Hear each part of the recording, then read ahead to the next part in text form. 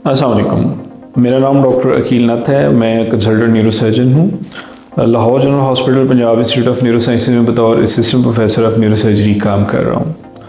आज हम जिस बीमारी के ऊपर बात करेंगे वो बहुत अहम लेकिन बहुत खौफनाक मर्ज़ है, ब्रेन ट्यूमर। जैसे कि नाम से लफ्ज़ से ज़ाहिर है, जब भी कुछ सुनता है दिमागी रसोली या ब्रेन ट्यूमर, तो सुनने वालों को और घर वालों को और मरीज़ को एकदम अचानक एक परेशानी लायक हो जाती है और डिप्रेशन का शिकार होना शुरू हो जाता है और मायूसी के कई दफ़ा लोग शिकार होना शुरू हो जाते हैं।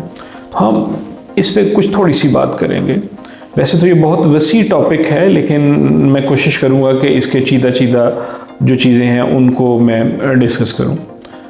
सबसे अहम तो ये होता है कि मरीज़ को अचानक कोई थोड़ा सा मसला हुआ और उसने अपना टेस्ट करवाया तो पता चला जी ब्रेन ट्यूमर था, निकल आया। लेकिन उससे पहले मरीज़ बिल्कुल ठीक ठाक होता है, उसको कोई प्रॉब्लम नहीं होती और उसको कोई पता नहीं चल रहा होता कि वो किसी बहुत ज़्यादा ख़तरनाक बीमारी का शिकार है।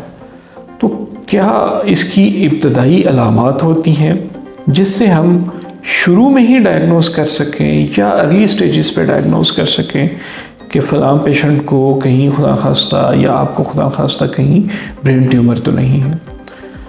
तो देखिए, जो इसकी इब्तदाई या कोई बेसिक अलामात हैं उनमें सबसे अहम चीज़ ये है कि सर दर्द।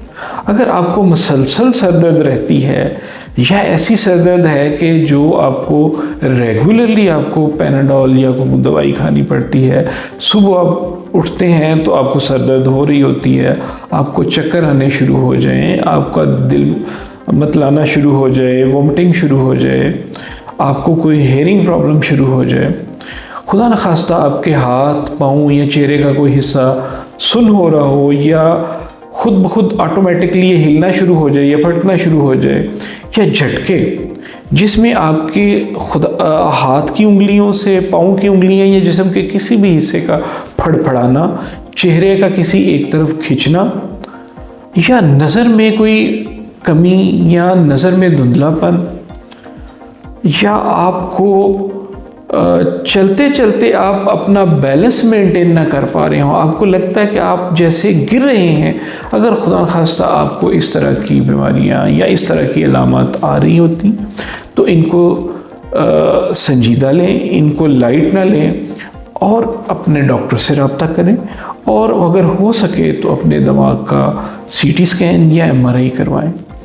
सबसे पहले आपको चाहिए कि आपको अगर इस तरह की कोई भी अलामत आ रही हैं तो किसी भी न्यूरोसर्जन या न्यूरोफिजिशियन को आप चेक करवाइए, और अगर वो आपका CT या MRI रिकमेंड करते हैं तो लाजमी करवाइए। और अगर खुदा न खास्ता आपको ब्रेन ट्यूमर डायग्नोस हो गया है तो इसमें परेशानी की बात नहीं है, घबराइए ना, इसकी ट्रीटमेंट मौजूद है और बड़े अच्छे रिजल्ट्स के साथ मौजूद है। वैसे तो ब्रेन ट्यूमर बहुत इकसाम के हैं और उनकी ट्रीटमेंट बहुत डिफरेंट सी हैं।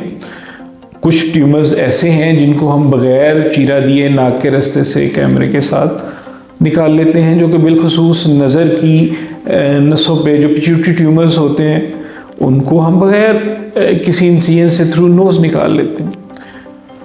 बहुत सारे ट्यूमर्स हैं जिनके वो निकालने की भी ज़रूरत नहीं होती, उनमें रेडिएशन, गैमा या साइबर नाइफ इफेक्टिव हो सकता है। लेकिन मेजॉरिटी ब्रेन ट्यूमर्स को सर्जरी की ज़रूरत होती है, जिसमें सबसे पहले हम कोशिश करते हैं कि जितना हम उसको सेफली बग़ैर नुकसान दिए निकाल सकते हैं उसको निकालें। मैक्सिमम सेफ सर्जिकल रिसेक्शन अगर हो जाए तो ये बेस्ट ट्रीटमेंट होती है फर्स्ट स्टेप के ऊपर। और अगर सर्जरी पॉसिबल नहीं तो हम एक छोटी सर्जरी जो कि बरहोल बायोप्सी, हम उस टिश्यू ट्यूमर के का एक टुकड़ा ले लें और उसको लेबॉर्ट्री में टेस्ट कर लें ताकि पता चल सके कि ये ट्यूमर कौन सी टाइप का है।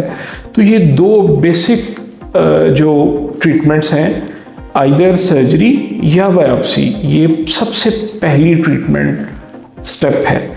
जब बायोप्सी रिपोर्ट आ जाए तो उसके बाद ट्यूमर की नेचर के डिपेंड करता है, उसके बाद बहुत सारे ट्यूमर्स हैं जो कीमो सेंसिटिव हैं और जो रेडियो सेंसिटिव हैं, और कुछ में ये दोनों चीज़ें हमें यूटिलाइज करनी पड़ती हैं। तो कीमोथेरेपी और रेडियोथेरेपी में भी अभी एडवांसमेंट्स के बायस बहुत ये सेफ प्रोसीजर्स हैं।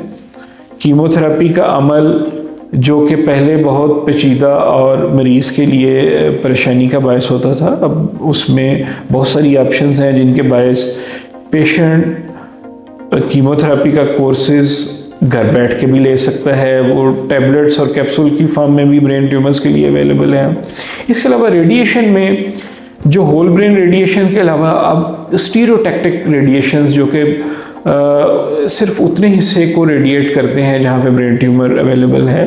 हमारे मुल्क में गैमा नाइफ जो कि पहले से अवेलेबल था, इसके साथ साथ अब साइबर नाइफ की ऑप्शन भी अवेलेबल है। तो ब्रेन ट्यूमर की सर्जरी या बायोप्सी के बाद आपको ऑन्कोलॉजिस्ट या न्यूरो ऑन्कोलॉजिस्ट के पास जाना होता है, जो कि आगे आपको लेके चलता है, और ये ट्रीटमेंट कुछ महीनों तक चलती है। और उसके बाद बहुत सारे पेशेंट्स या तो ब्रेन ट्यूमर से 100% रिकवर कर जाते हैं या उनकी कंडीशन में बहुत बेहतरी आ जाती है। और इसके साथ साथ लाइफ स्पैन, लाइफ एक्सपेक्टेंसी जो कि पहले खासा अगर मैलिग्नेंट ट्यूमर जो कि जड़ों वाली रसोली होती है उसमें मरीज़ के ज़िंदगी के जो दौरानिया था वो बहुत कम होता था, अब वो काफ़ी सालों तक मुहीत हो जाता है।